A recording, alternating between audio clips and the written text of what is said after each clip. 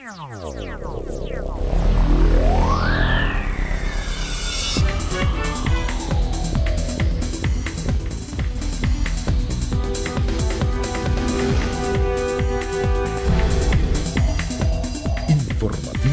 Mira TV está en ti. Amigas y amigos, sean todas y todos bienvenidos a la entrevista. Como siempre, un verdadero placer contar con su amable audiencia.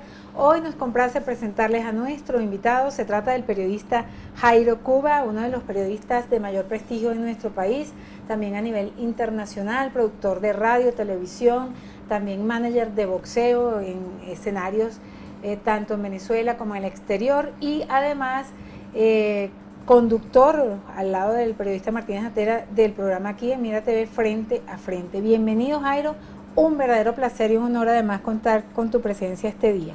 Bueno, Daisy, muchas gracias por invitarme al programa. Tú sabes que yo fui el padre de esta criatura, ¿no? De paso, el que se inventó que íbamos a hacer la entrevista a esta hora y me llamó y yo acepté y aquí estoy todavía. De verdad muy agradable estar aquí. Es un papel al que uno no está acostumbrado como periodista, ¿no? Pero le toca eventualmente, ¿no? No es fácil ser el entrevistado, estar del No otro es fácil, lado. no, sobre todo y menos contigo, ¿no? Qué lindo. De verdad que para mí es un verdadero honor, porque el respeto en lo personal y en lo profesional pues es evidente de mi parte hacia ti, y de verdad que me siento muy contenta que aceptaras esta invitación para hablar de un tema de tanto interés para los venezolanos como lo es el contexto electoral que hay en Venezuela, las posibilidades reales de que los venezolanos podamos votar y que ese voto sea respetado y que signifique verdaderamente un cambio de timón en nuestro país para mejorar los destinos y para mejorar en el área política, económica y todos los problemas tan grandes que estamos viviendo en Venezuela.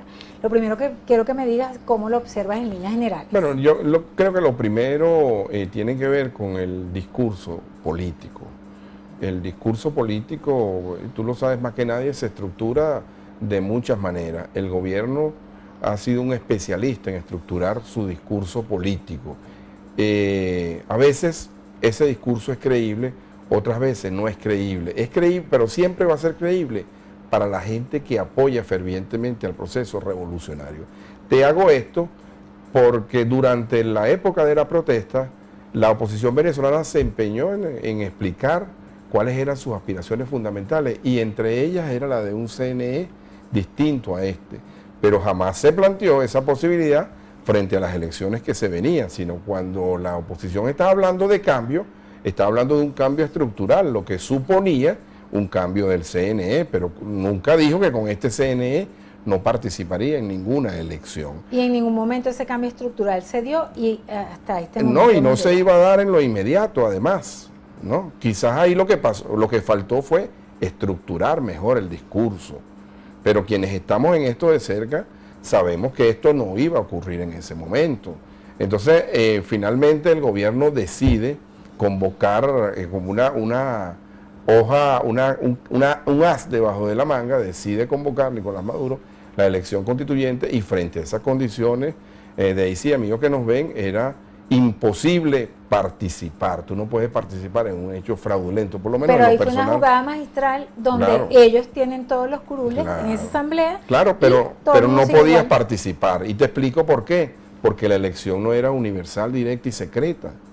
Sencillamente, ellos propusieron las bases. Además, fíjate, lo incómodo de todo esto es que las bases electorales que presentó el presidente Maduro al Consejo Nacional Electoral fueron finalmente las bases del proceso constituyente, cuando es una decisión del cuerpo del CNE, el directorio como tal. Frente a esas condiciones elegidas por sectores, no se podía participar. Y después el otro hecho es que un asunto de una Asamblea Nacional Constituyente es un asunto serio, como para definirlo en 2 días, ¿no? Un asunto, Jairo, que a mí me llama la atención primero, el carácter supraconstitucional que le han querido dar a esta Asamblea Nacional Constituyente, la no realización, por lo menos hasta hoy que yo sepa, de artículos y revisión de los artículos de la Constitución, sino por el contrario, bueno, como una especie de inquisición, ¿no? No, bueno, es que esto es sumamente complejo, por eso te digo, ahí es donde se estructura el discurso, porque el gobierno estructura un discurso y cuando te voy a poner un ejemplo, cuando Chávez estructuraba el discurso del magnicidio, bueno, al final se convertía para la gente de él en un discurso creíble. Esto de la Asamblea Nacional Constituyente lo trataron de convertir en un discurso creíble, pero fíjate que no es tan creíble cuando todavía no tenemos resultados oficiales, ¿no? No hay resultados oficiales. Hay la gente que quedó electa y tú le preguntas, ¿cuántos votos sacaste? Y te dice muchísimo o bastante, pero no te da una cifra oficial. Allí ese carácter fraudulento, evidentemente. Ahora, que a mí mucha gente me ha preguntado, ¿tú reconoces la Asamblea Nacional Constituyente? No, la Asamblea Nacional Constituyente es un hecho consumado ya. Es como cuando tú ganas una elección de presidente y la ganaste mediante un fraude, bueno, y eres presidente. Ese blindaje que tiene el sector del gobierno, esos códigos que van directamente a las psiques de sus seguidores, es de alguna manera el espejo de las vulnerabilidades que tiene la oposición, que no tiene un discurso común, que claro, los errores que se han seguido cometiendo. Claro, es que por allí empezamos, y como estamos hablando entre comunicadores, no podemos empezar en la estructura del discurso, y pocos políticos no se dedican a eso, ¿no? Y yo creo que los políticos deberían tener asesores de comunicación, más que periodistas, hacedores de boletines, sino hacedores de comunicación que te permitan revisar temas, analizar el entorno y estructurar un discurso, lo que se llaman temas. Y eso lamentablemente en la oposición no ocurre. Pero fíjate, yo quería entrar, porque la pregunta que tú me hiciste tenía que ver con las elecciones de ahorita.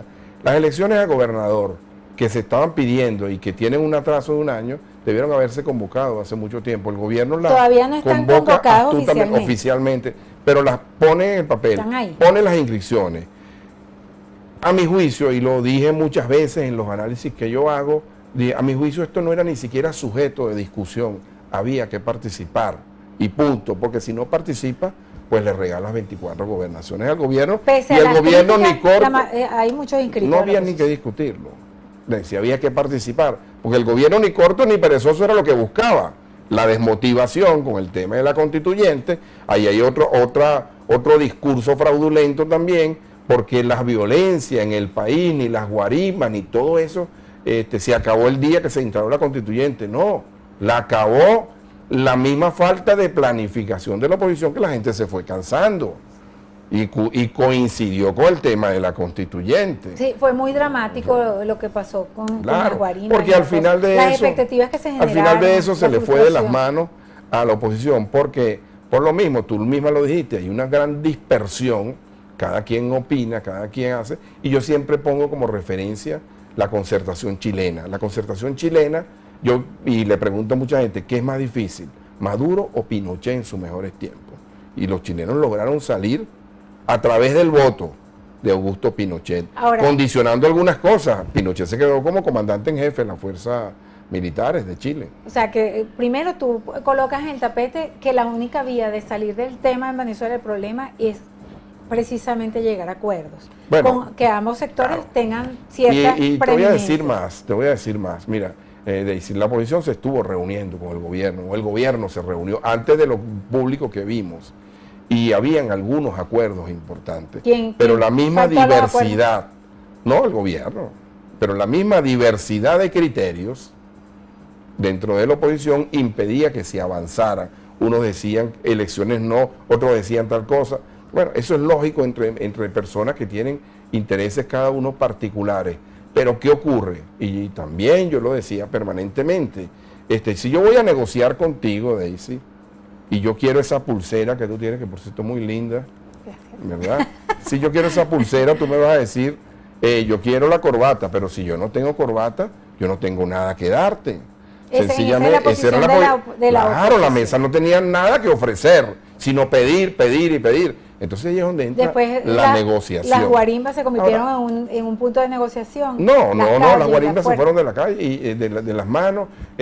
Yo fui crítico frente a los trancazos, me parecía que eso era una locura, que no es la manera. La protesta de la forma que sea. Jairo, tú pusiste en la mesa, en este diálogo que estamos adelantando, un tema que me parece fundamental porque es lo que hay en este momento, esa convocatoria a elecciones. Una convocatoria realizada con un fantasma, con una espada de Damocles, la espada de la inhabilitación de los posibles candidatos que queden electos en las primarias o que sean producto de consenso. Bueno, es que eso forma parte, porque mucha gente me dice, incluso a través de las redes sociales, mucha gente dice, es que nos van a robar las elecciones, es que va a pasar esto y lo otro, pero es que hay que poner el balón en juego.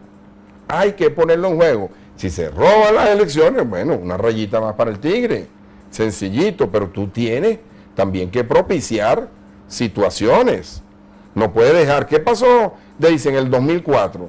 Cuando la oposición decidió no participar en la Asamblea Nacional. A la gente se le olvida.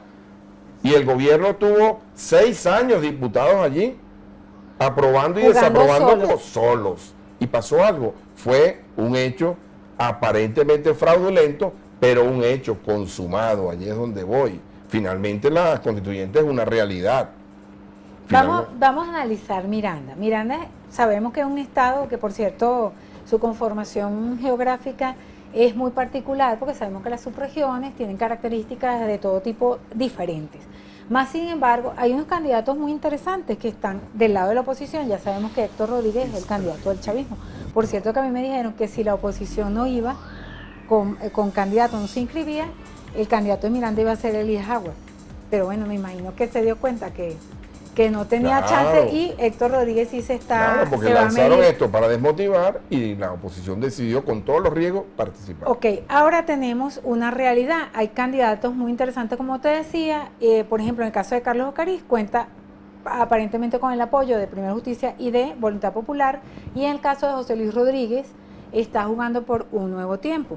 La pregunta que se va a quedar mientras nos vamos a la pausa es: si, por ejemplo, esto es hipotético, es el candidato Carlos Ocariz, es inhabilitado, o sea, si pierde, José Luis Rodríguez, vamos a suponer, o cualquiera de ellos pierde las primarias, que los dos tienen y uno amenazas. de ellos es inhabilitado, ¿el otro puede ser el candidato, o cómo ves tú ese panorama? En la próxima parte de la respuesta de nuestro invitado.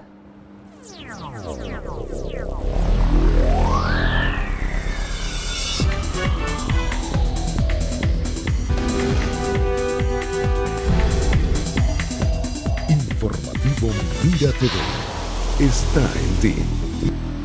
Continuamos, amigas y amigos, en la entrevista, hoy conversando con el periodista Jairo Cuba.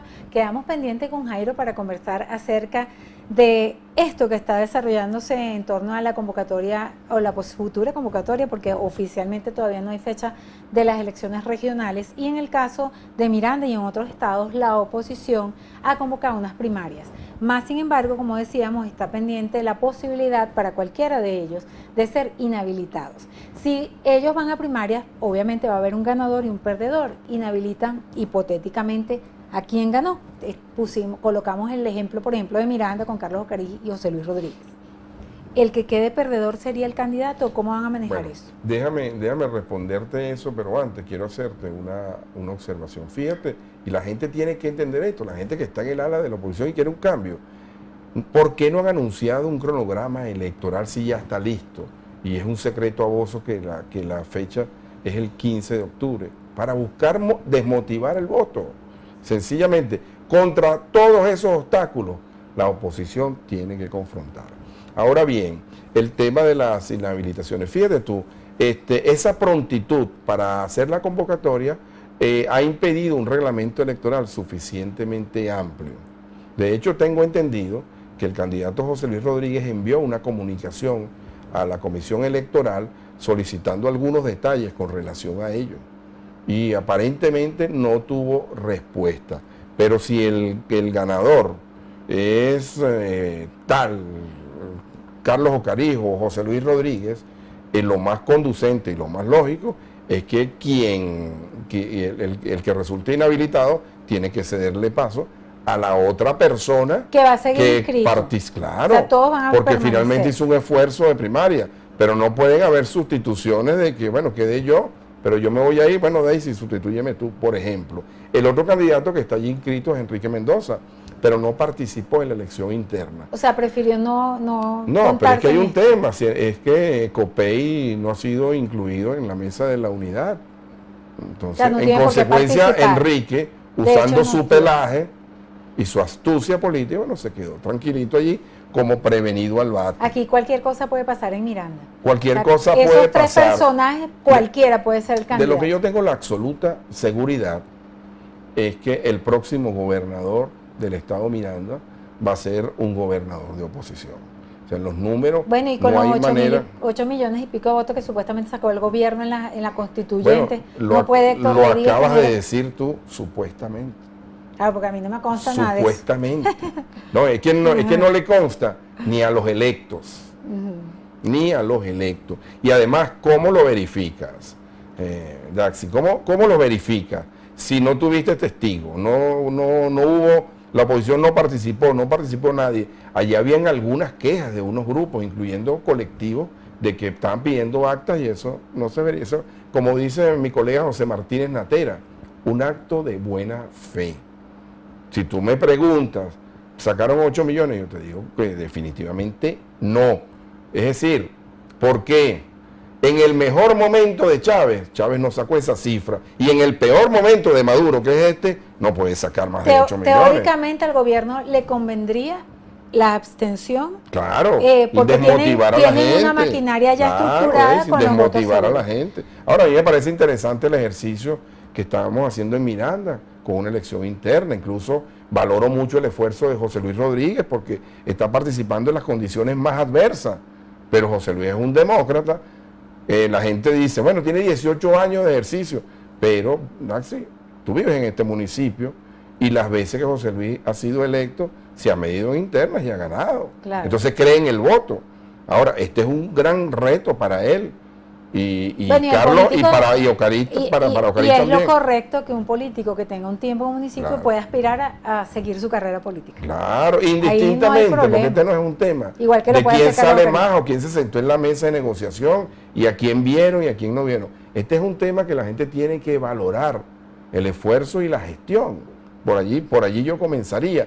Además, hay una cosa importante, Dexy, en estas cosas, en este tema político, sobre todo dentro de la unidad, que hay factores que se hacen del poder y después gobiernan solos. En estas primarias de la oposición, ¿crees que se va a valorar la maquinaria o que la gente realmente va a ir a No, votar? ¿Cómo evalúas? maquinaria de y el partido. afecto personal, porque acuérdate también que la clase media no participa en estos comicios.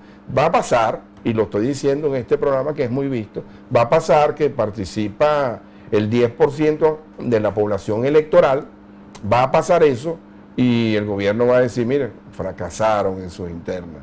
Ahora, el gobierno no hace internas desde hace más de 10 años. Ahora, en este momento político, ¿tú crees pertinente? Sabemos que, como tú lo decías, las elecciones regionales se tuvieron que haber hecho ya hace muchos meses atrás. ¿Este momento lo consideras tú pertinente para este proceso electoral? Y también me gustaría que me detalles qué se está jugando en este proceso en Venezuela. Mira, y todos los que vengan. Fíjate tú lo que podría ocurrir, que la oposición gane la gran mayoría de las gobernaciones, como está previsto. Por supuesto, no puedes desconocer al gobierno. El gobierno tiene con qué también. O sea, yo no parto de esa base de que la oposición va a ganar todas las gobernaciones. Yo creo que el gobierno va a ganar unas gobernaciones importantes también. Pero imagínate tú lo que ocurriría, por eso la gente tiene que visualizar más allá del desencanto y de la decepción, la gente tiene que visualizar qué hay más allá. Imagínate tú que en la sumatoria de las gobernaciones que gane la oposición saque más de 10 millones de votos. No entiendo. En la totalidad, frente a los 8 que el gobierno dice que sacó, se ratifica de nuevo que la oposición es la mayoría, como en el efecto lo es.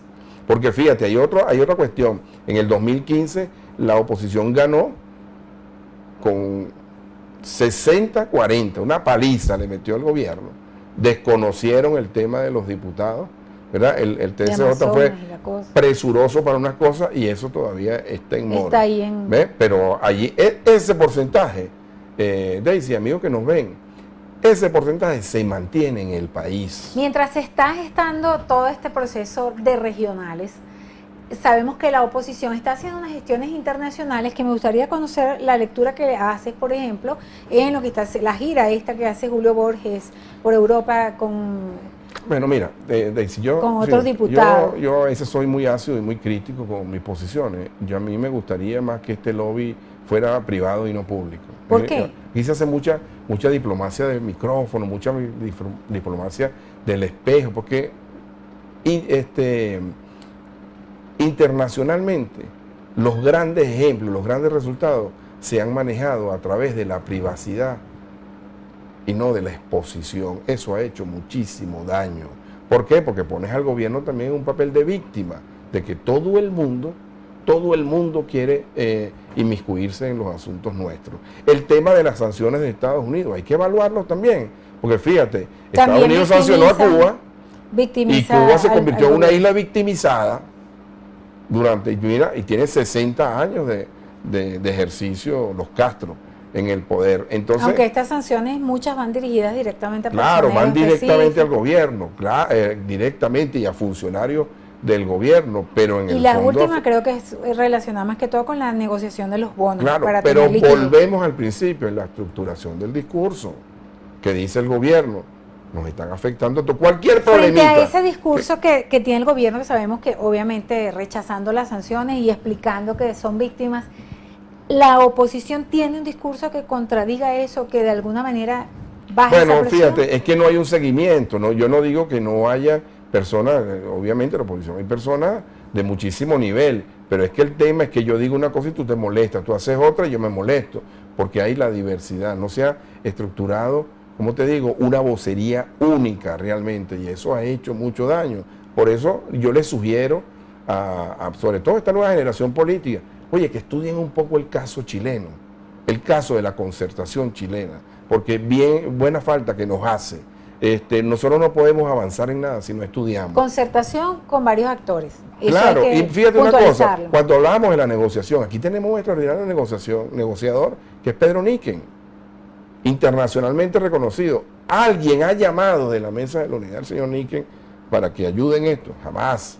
Es También decir, los egos políticos los egos, claro, quizás influyen algo. claro, uno entiende que la ansiedad, yo también pasé por allí, la ansiedad, bueno, aquí también... Aunque en este momento no es momento de ansiedad personal, es No, un momento de es ansiedad un momento, por la patria. Claro, y tratar de definir un cambio verdaderamente. Yo creo que al gobierno se puede vencer con votos, pero hay que ser coherentes en el discurso, en la estructura y amplios. Si aquí no se puede gobernar, yo gané con mi partido y el resto de los factores de la unidad se quedaron afuera. Y ese ejemplo lo tenemos Esas lamentablemente prácticas en han pasado Miranda. hace poco, No, ¿sí? y lo voy a decir con toda responsabilidad. En Miranda ha ocurrido Pasó eso. eso. En Miranda, lamentablemente, el gobernador Capriles encapsuló su equipo de trabajo solamente Y con dejó los gente de- partidos por fuera. y dejó no hablemos tanto de los partidos porque caeríamos en una burocracia. Dejó por fuera importantes valores que tienen otra forma de mirar la vida, la política, y que podrían aportar muchísimo. Y estás hablando de unidad. Y ojo, muy claro, aquí no se va a vencer al gobierno si no se va unificado. Si se va dividido, bueno, tendremos 18 años más. Me gustaría ya para finalizar, Jairo, pues un comentario tuyo, unas palabras que quisieras ofrecer a nuestros televidentes en el marco de todo este proceso político con la mira a tener unas elecciones regionales que van a formar parte de una historia y de la definición del camino próximo de nuestro país. Mira, que la gente tiene que participar, eso es una conseja vieja. Quien no participa no tiene derecho a reclamar. La gente tiene que participar, eso es sumamente importante. Y por el otro lado, tener mucha fortaleza. Las familias tienen que fortalecerse mucho.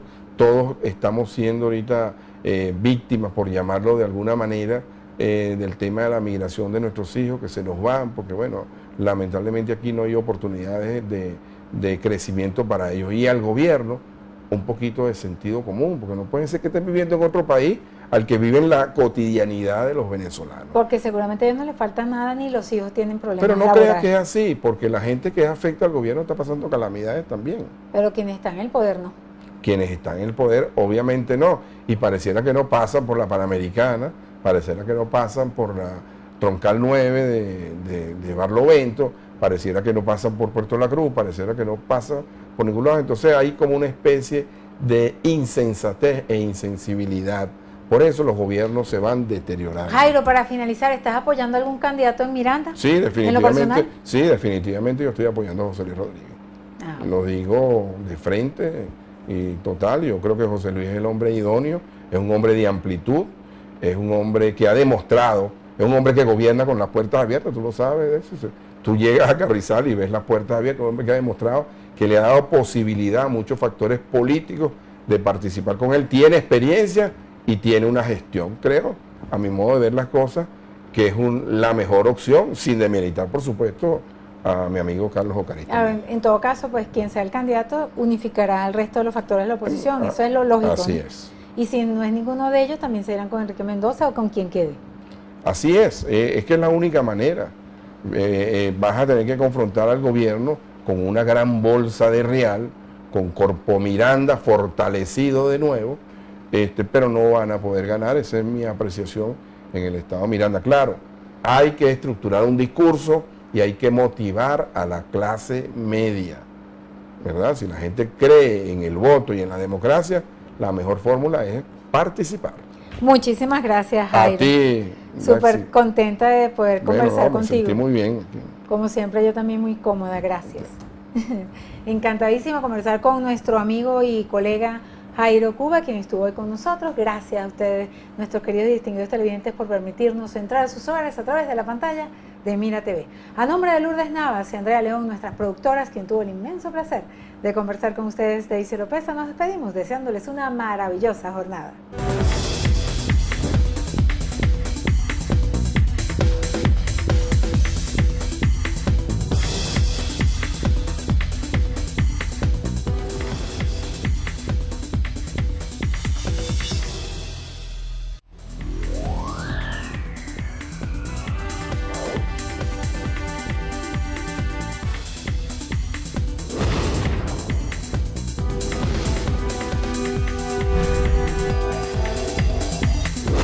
Informativo Mira TV está en ti.